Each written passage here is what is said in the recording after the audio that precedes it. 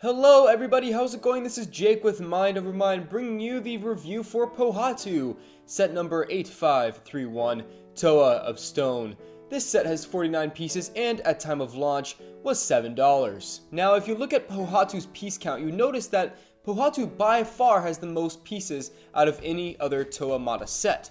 Very interesting, I'll get into that later. Now, of course, Pohatu bears the mask of speed, the Kakama, which kind of makes him the Flash Gordon of the Bionicle universe. Now, like I said, Pohatu has the most amount of pieces from any of the Toa Mata sets. He has these pieces here, and basically, they just add roughness to the character. Like, he's a wastelander, he lives in the desert. He also has these two ball joints on his shoulders, which are kind of like shoulder pads. I don't usually keep these on when I have him on display. I don't really care for them, they don't really add to the character, and I think they kind of look goofy, but that's just my opinion. Another thing adding to Pohatu's piece count is this system set rock or boulder, which also is included in Pohatu's set. Basically, he kicks it around like a weapon, and it's basically just these two pieces, these two halves of the rock, that fit together to form this extra accessory. Now, mind you, none of the other Toa have an accessory that is kind of separate from themselves, their bodies. This is very different with the Pohatu set because he does have this extra thing in his arsenal. Two more interesting facts about Pohatu: not only is his mask very small, one of the smallest of the Toa Matas, but his body's also flipped upside down, which allows his legs to move back and forth as opposed to his arms, which in turn allows him to kick that boulder around that we talked about previously. Whatcha? Now, Pohatu is my second favorite Toa Mata. His mask is just so appealing to me. It's very aerodynamic, very cool. It has those ventilation slits on the sides, and his eyes are just awesome.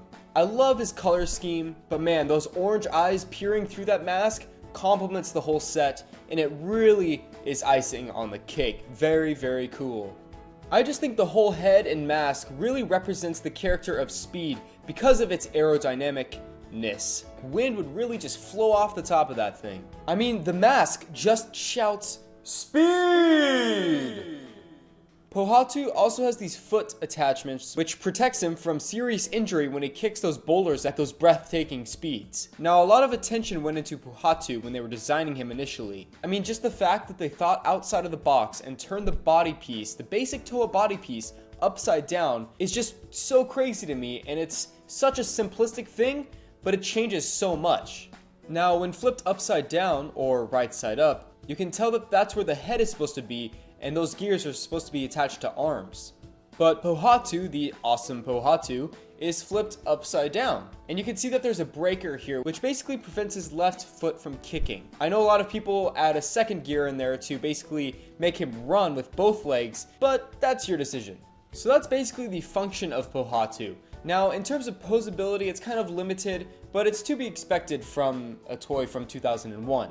The legs move side to side fairly well, but the back and forth motion is very limited. Same with the feet, because they obviously move on the same ball joint system. Now, his arms move rather well, and his hands detach on that same ball joint system.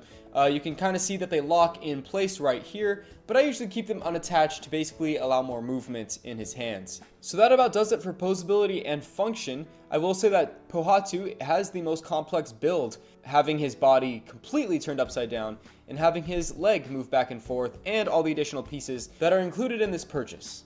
You can also angle his arms out, kind of trailing behind him like Sonic style, to basically show movement and show how fast he's running.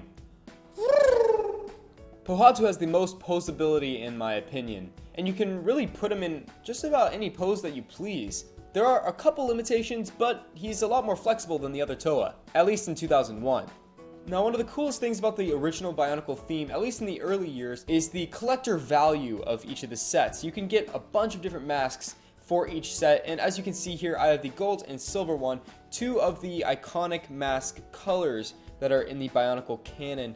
These were just collected in the Bionicle booster packs in the early years, and I just love the ventilation slits and the eye slits. Like I said earlier, it's just the mask really appeals to me, and I love it. It's my favorite mask. I also really like how the 2015 Pohatu's mask really resembles the original Kakama.